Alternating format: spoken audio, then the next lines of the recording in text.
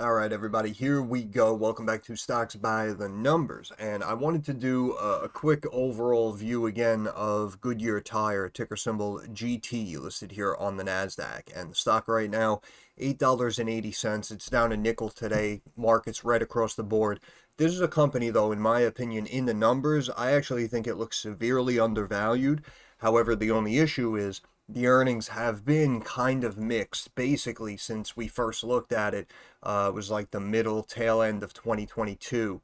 And back here we can see we were sitting at just about like $10 and we ran up to 16 and then went all the way down to the sevens, hit a new low 727, and then we've just been bouncing around since then. So in the technicals, in my opinion, actually it looks like after this big drop here and we have this little consolidation zone, we could potentially actually take another leg lower to the low eights. But I just want to look at the numbers real quick together because, again, in my opinion, over the next year or two, if this slowly climbs back up to 14, 16, in my opinion, it would be completely justified. So you have a chance to make a decent return here. But again, we can see that during COVID, when we had the lockdowns, and you guys recall the value of used cars and everything else basically began to surge throughout 20 and 2021. And this stock was sitting down here at $7, $8 just hanging out. And then the next thing we know, it's up above $20 a share. So this is a stock that could definitely run if we put together one or two decent quarters. But if we just go back and look recently, we can see we flipped around on the profitability side and increased our margins and our ratios over the last couple of quarters. But the revenue's been coming in light. You can see last quarter, 482 billion. Analysts were expecting 4.96 billion. Quarter before, they missed by another 200 million, roughly 4%, but they beat on the EPS side. And same thing, big beat on the EPS side, 5% miss on revenue. Beat on the EPS side, almost a 5% miss on revenue. Beat on the EPS side, 3% miss on revenue. So you can see this trend here. That's top and bottom line miss, top and bottom line miss. That's the last good quarter was earnings reported the first week of February for 2023. So we're going on almost 2 full years of the last time the company beat on both EPS and revenue. But let's look at the numbers here. So market cap 2.5 billion. We can see the EPS, of course, beating for the last 4 quarters, and we can see the revenue has actually ticked down. And again, technically, depending on how you want to look at it, of course, you can make the argument that it might be a no-go for you, while at the same time saying that there could be some value down the road. And that's why I'm saying 14, 16 really isn't too crazy. And even with the company flipping and going to net income negativity for the year of 2023, you can see we still brought in about $20 billion in revenue for the year. Current market cap right now is 2.5 billion. And even if we bring up some of the negatives again, like the rising debt, and if we come down here and we compare the cash flow from this quarter last year, you can see debt this quarter last year 9.67 billion. Now we're up to a little over 10 billion. Free cash flow minus 351 million. This time last year was only minus 41 million. But remember, we've been missing our revenue estimates by roughly a couple of hundred million every quarter for the last several quarters. So if we're able to get that back on track and bring the sales back in, then of course this cash flow is probably going to flip back to positivity. But even the cash on hand, you can see, was a little over a billion, kind of bounced around down to 850 million. Now it's sitting here at 940 million. So yes, the debt is extreme. And again, 10 billion debt, almost a billion in cash. We have assets outweighing liabilities in both the short and the long term. We axed our dividend a couple of years ago, so that's potentially starting to help out our margins now, going, coming out of it 2-3 years later after that decision. So only time will tell. But if we look at, again, we have negative 10 billion here for the debt, and we'll say 1 billion roughly for the cash. That still leaves us at minus 9 billion. We come over here, we look at the equity. We were close to 5.5 billion, dipped down to 4.8, and then the last 2 quarters slowly ticked back up. Now we're sitting at 4.9, but we're still positive, right? So we have roughly 5 billion in equity with our minus 9 billion from debt. That still leaves us with roughly minus 4 billion in change. But then if we come down here and we look at last year's numbers, you can see even if we subtract $1 billion off of this 20 billion in revenue, you're still looking at what, 19 with the -4 puts us at, in my opinion, quote unquote fair value for Goodyear Tire is sitting around $15 billion. Current market cap, $2.5 billion. So does that necessarily mean that the stock is going to, 7x and it's going to go to $50? Probably not. But in my opinion, again, if it does, I wouldn't be shocked because this company actually has the numbers to back it up. The only issue, again, is the fact that they keep missing on their revenue mark. So if they are able to at least come very close or string together one or two beats, this is why I'm saying I think we can turn around. We can see a $14, $15 stock, no problem. And again, in the longer term, if there are any type of situations that arise, again, I know it was, kind of a flash occurrence there with the lockdowns back in 2020, but, again, heaven forbid if something else like that happens, then probably something like Goodyear Tire is going to explode up again in value. But I mean, I wouldn't bank on something like that. Again, in my opinion, I'm looking at it more of a beaten down stock that's going through a rough patch that could potentially be coming out of it. And they have, again, some decent numbers to back it up. And the book value per share technically dwindled down, of course, with the equity, and it went from 1873 down to about 16 and a quarter. Last 2 quarters, though, slowly ticking up. Look at the book value, 1665. That is currently about 100% higher than the current stock price, which would bring our market cap to only about $5 billion at $16 a share. And that would still be undervalued. Again, in my opinion, fair value at GT, roughly $15 billion in the numbers. But even if we check some of these statistics here and we look at the profitability ratios, yes, technically they're not perfect, but they seem to be either holding steady or, again, beginning that kind of U-turn ascension in my eyes. And we can see the price to sales. Look, we're down here 0.13 times sales. That's the lowest it's been going back about 2 years. Price to cash flow sitting at about 4 times cash flow. We were down to about 3, but you can see over the last 2 quarters we've been ticking up, even though I know technically cash flow is going down, so I wouldn't use that as my main metric. But trading about half times book, and you can see at the heights here going back the last roughly 8 quarters, we were only trading about 0.87 times book. But again, that makes the argument that you can easily probably get this stock back to 13 and change, maybe 14, even conservatively speaking. And of course, in my eyes, if you're able to buy the shares instead of trying to time and call, it'd probably be more advantageous for you, in my opinion. Enterprise value, again, is what another company would be willing to pay for this company. Look at the enterprise value here. Even though it ticked down over the last several quarters, it's still sitting here at $11.8 billion. That's almost 5 times the current market cap. And our return percentages, again, technically slightly negative, but you can see that we were down here, even the return on assets, -3%. Now we're slowly clawing back up to 1.3%. Return on, I had so much coffee today. Return on equity, -13.8%. Now we're sitting here at -6%. Invested capital, -5%. We're up to -2%. Gross margin percentage, look, we climbed up to almost 20%, dipped down to 18, back up above 20, and even though we did dip down, we're still sitting here at above 19.5%. So if you look at the last 8 quarters, the best 3 quarters were 3 of the last 4 quarters. And even if you look at the last 5 quarters here, they've been holding and maintaining at least 18+% on the gross margin, which is technically better than where they came from roughly a year and a half to 2 years ago. Operating margin, similar situation, right? We were climbing up to almost 6%. We dipped down to 2.8%. Then we're up to 4.7. Now we're up to 5.8%, back where we were, essentially at the highest operating margin going back roughly the last 8 quarters.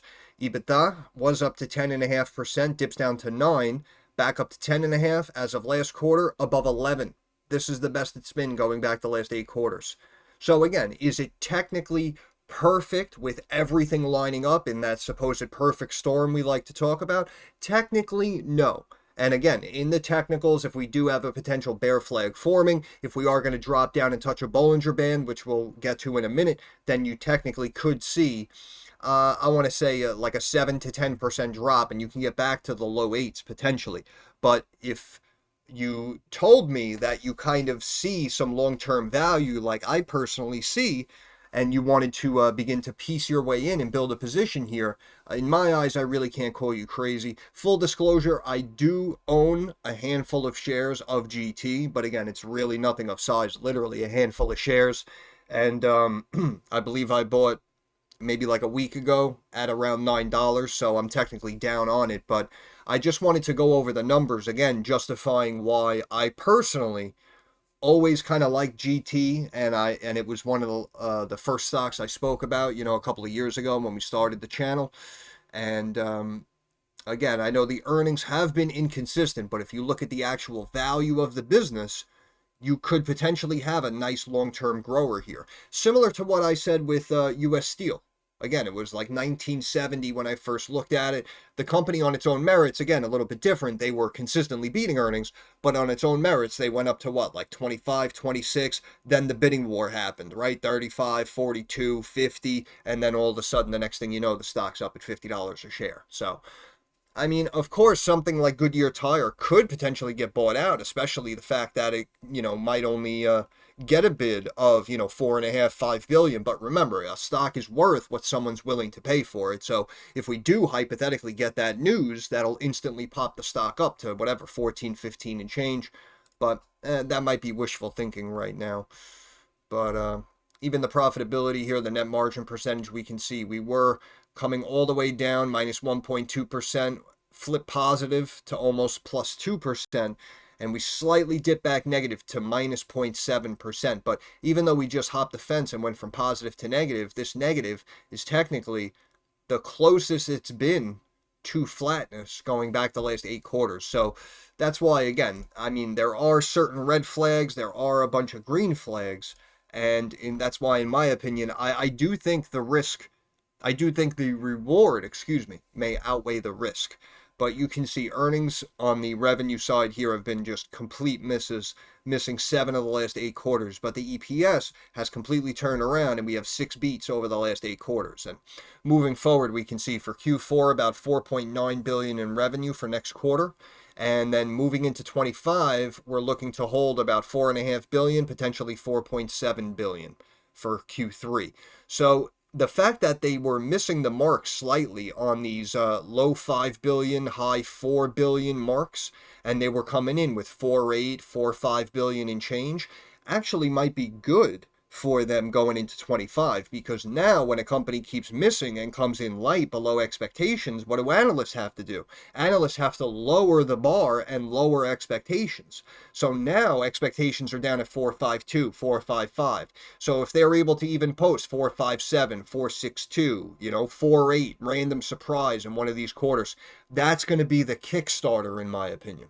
So that's why I wanted to do a quick update here on GT, because I think that it could be a decent time to start piecing your way in. Again, we'll look at stock charts real quick. I'll let you go. The RSI sitting here at about 38 technically didn't touch that 30 benchmark, which is why I'm saying now, like, we dropped down, we had a little bounce, and then we can continue to sell off and potentially approach that 30 benchmark. And you can see the bottom Bollinger Band here on the daily is 804. So it does kind of look like we have some flattening, a potential curling taking place. Markets were down. Again, the Dow was down roughly, I think, like 700 points or something early in the AM. We've slowly been clawing our way back. So if markets don't want to stay red, we may not have that big drop down to the low eights, but definitely is possible. And if we switch over here to the weekly, we can see we had a run up to, I want to say, maybe about 55 on the RSI, and pulled back here to about 43 and change. But technically, you can see we're kind of making these higher lows, so we may be ready for a bounce here. Let me go back, and if we look at like a 1-year chart, we can try to see what was our trend line here. Low 727. And if we come up, yeah, see, technically we just broke down below this support trend line. This is our support going from the new 52-week lows there of September 11th, 24, touching that low there of October 31st, 24. And you can see that, again, even though it's not technically holding or rejecting off of that line, it's dancing right around it, right? And even today, it ran up right to that line, and now it's kind of hanging out in the 870s. So this is a key support level. But again, after the big run up and then the big drop, we may just see it kind of hang out at the support trend line and then try to come up and retest the 20-day moving average, which would be, in my eyes, roughly around 9.5. So you could have potential here for a short-term trade or, of course, for a long-term investment. But in my opinion, I like this this price level here. Mid-Bollinger Band 894. Technically, we rejected off of that. Today, we only hit a high of, excuse me, yeah, this week. Yeah, sorry. This week, today, it's only Monday. But high this week of 882. So technically didn't reject off of that mid-Bollinger Band, but went up almost right to it. MACD again coming back down, potentially ready to flatten out, and we have to wait and see now. If you are intrigued by this, in my opinion, maybe give it a day or two and keep an eye on this. Again, this is the weekly MACD, because you want to see, does it come down and touch and then bounce back up, or is it going to come down and cross, and is it going to remain weak based on, you know, previous earnings misses, and then you're going to have a drop, and you could potentially see like, you know, 770 instead of 870. So, you know, I know I'm throwing a lot at you. It's a bunch of stuff to keep in mind. But again, in my opinion, I always said when I started the channel, if I saw something I liked, something that I felt warranted a little bit of your attention, that's when I would do an update video. So again, this is just my opinion. Whatever you do with this information is entirely your own prerogative. We have a pivot point right here at 889, which is right around that weekly mid-Bollinger Band. So now that's a key level to watch in the 880s. And if we switch over to the weekly, we can see we technically just rejected off of this pivot point here of 1062. Next pivot point down is 691. In my eyes, that's not going to happen, especially since technically we are continuing to make these higher lows, and also the higher highs we're going. So that's why I'm curious to see now, like if it hangs out, because it's a quiet stock. It's one that's not on a lot of people's radars. This isn't a big trader stock. It used to be a good investing name because, of course, they paid out the dividend and the business was on the up and up. And now you could potentially make the argument that we stagnated. And, of course, with hyperinflation, margins began to take a hit. So you're seeing that across the board, though, with a lot of our industries, right? And again, you can see it's either, you know, a rubber company like Goodyear Tire or even a chocolate company like Hershey.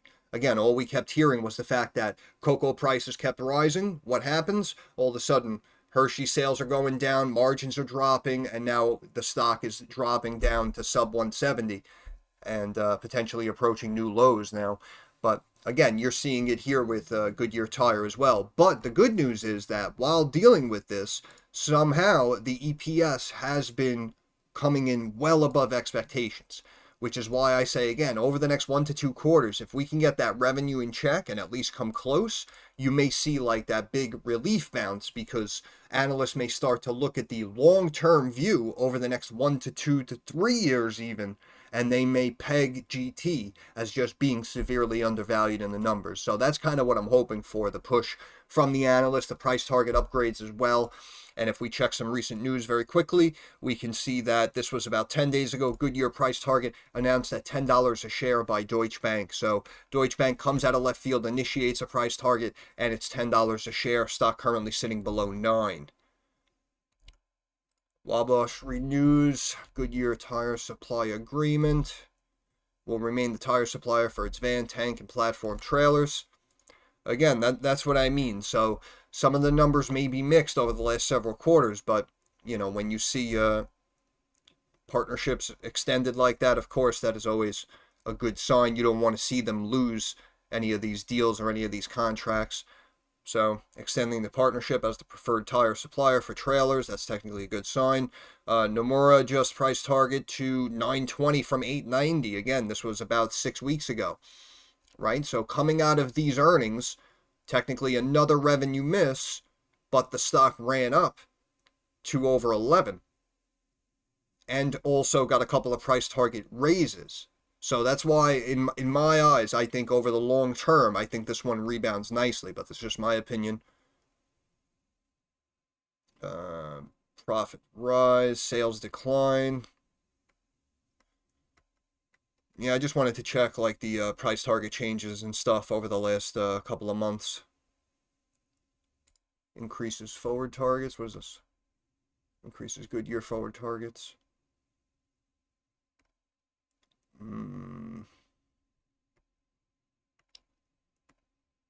As a result of a consistent and strong execution of our Goodyear Forward Transformation Plan, we successfully achieved 4 consecutive quarters of segment operating margin expansion.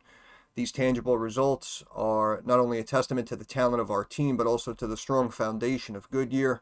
Throughout the company, we are delivering solid results. Due to the strong momentum underway, we are increasing our target for gross run rate gains from Goodyear Forward to $1.5 billion by the end of 2025. This increase will enable us to realize significant year-over-year earnings benefits in both 24 and 25 from the program. So it sounds like, in my opinion, the margins are going to stay up and the EPS more than likely is going to beat. Which is why, again, hearing a little bit of good news like this coming out from the earnings, even though they technically missed on revenue again, we can see 2.8%, before that was 4%. And before that was 5%, right? So that's what I mean. We're slowly getting to that mark where we're just about hitting the expectations again and potentially going to start beating them over the next, couple of quarters in my eyes. Reading.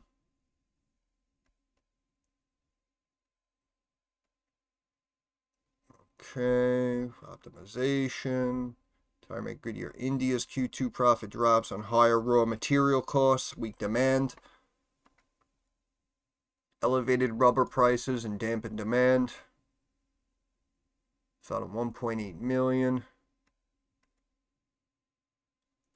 Revenue fell 1%.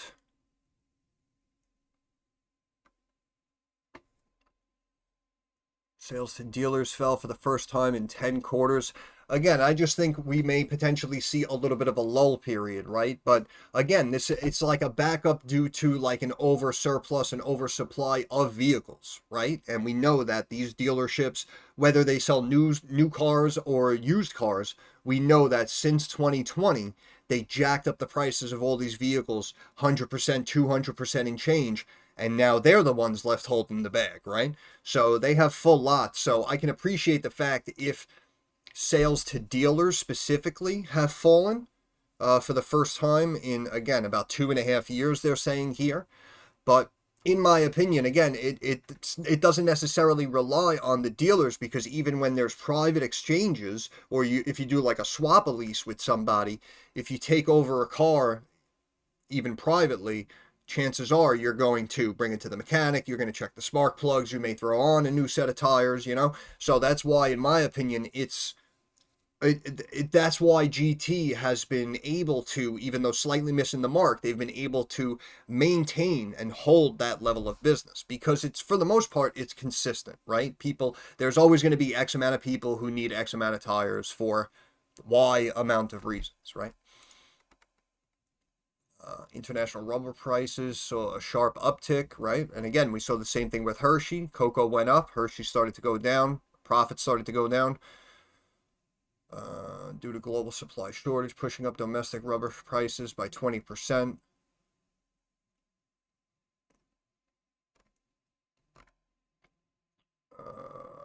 Okay. So, what is this? Back in August, adjust price target to 890 from 12. But that was 2 quarters ago. 2 quarters ago, and again, that was a little bit of a larger miss than last quarter. But yeah, I don't want to keep going with this. I mean, I said my piece. In my opinion, I like it. If you agree, let me know. If you strongly disagree and think, again, people may get hurt, let me know that in the comments section as well. But that's pretty much it. So I'll end it there. Once again, this is Stocks by the Numbers. I want to thank you for stopping by. If you have any questions, comments, or concerns, drop it down in the comments section. I'm usually pretty quick to reply. Thumbs up algorithm helps me get more eyes on the channel. And of course, subscribe to the channel. That is our handshake agreement. That is how you help me help you. But more importantly, moving forward, like I always say, I understand that markets are rocky, they're volatile, and they are very uncertain. So I want to wish all of you success. I hope everyone makes a couple of dollars. Thank you for your time. Have a good day.